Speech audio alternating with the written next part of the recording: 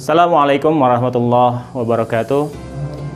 Bismillah, alhamdulillah, wala hawla wala quwwata illa billah. Allahumma salli wa sallim ala sayyidina Muhammadin wa ala alihi wa sahbihi wa mawalah. Hadirin jamaah Majelis Khatib rahimakumullah. Islam memiliki konsep yang sangat sederhana dalam masalah akidah. Maksudnya apa? Maksudnya akidah Islam ini bisa difahami oleh berbagai kalangan, baik yang terpelajar ataupun yang tidak terpelajar, baik yang dia pendidikannya tinggi ataupun pendidikannya rendah, orang kota ataupun orang desa. Akidah Islam bisa difahami oleh mereka semua. Akan tapi walaupun sifatnya bisa dengan mudah difahami, akidah Islam ini jauh dari doktrinitas atau pemaksaan kehendak supaya orang menganutnya. Akidah Islam bersumber dari akal manusia yang tercerahkan, di mana pada saat dia memperhatikan alam semesta manusia dan kehidupan, maka dia bisa memahami bahwasannya di balik itu semua ada Allah yang menciptakan, ada pencipta yang mengatur ini semua, sehingga orang tersebut akan dengan mudah memahami bahwasannya ada pencipta di balik makhluk-makhluk yang ia lihat di sekelilingnya. Karena wajar apabila dalam dalam Al-Quran Allah mengajak orang-orang Arab untuk memperhatikan unta. Afala yanzuruna ilal ibili kaifa khuliqat. Apakah kalian tidak memperhatikan bagaimana unta itu diciptakan? Ya. Artinya apa?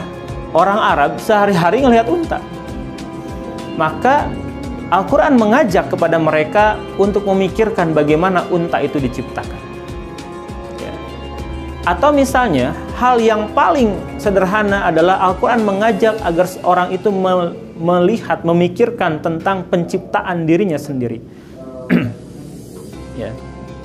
Apakah kalian tidak memperhatikan bagaimana diri kalian itu diciptakan? Ya. Kalian diciptakan dari air yang memancar. Artinya apa?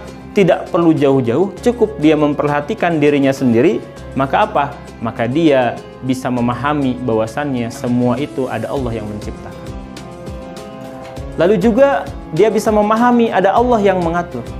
Kita lihat bagaimana misalnya rambut kita itu bisa panjang, tumbuh dengan panjang, akan tapi bulu mata kita tentunya hanya terbatas segitu saja, tidak bisa lebih panjang dari yang sudah ditetapkan. Artinya itu semua diatur oleh Allah Subhanahu wa Ta'ala. Ya. Karenanya jamaah Majelis Khatib rahimakumullah. Ya. Cara kita menyampaikan akidah Islam tentu harus menggunakan cara-cara yang bisa difahami oleh akal manusia. Ya. Sebatas apa? Sebatas kemampuan akal itu bisa menjangkaunya. Artinya, untuk hal-hal yang tidak bisa dijangkau oleh akal, misalnya keberadaan malaikat, keberadaan hari akhir, asma-asma Allah Subhanahu wa Ta'ala, maka apa? Maka dia harus merujuk kepada Al-Quranul Karim, kalamullah, wahyu yang Allah turunkan, sehingga dia bisa mendapatkan apa? Mendapatkan informasi-informasi terkait dengan hal-hal tersebut, yang itu di luar oleh jangkauan akalnya.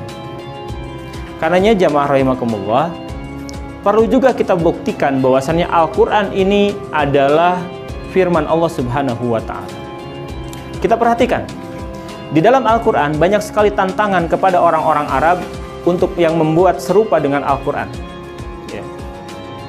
Qul fa'tu bi suratin min misli wad'u man istata'tum min dunillahi in kuntum shadiqin. Katakanlah, datangkan saja satu surat yang serupa dengan Al-Quran ini, dan panggil orang-orang yang akan bisa membantu kalian, ya, selain daripada Allah, jika kalian orang-orang yang benar. Artinya apa? Al-Quran sudah menantang. Dan tantangan ini sejak dahulu kala hingga saat ini tidak ada yang berhasil untuk menjawab tantangan tersebut. Artinya apa? Semua orang-orang yang mencoba untuk membuat yang serupa dengan Al-Quran itu gagal. Artinya apa?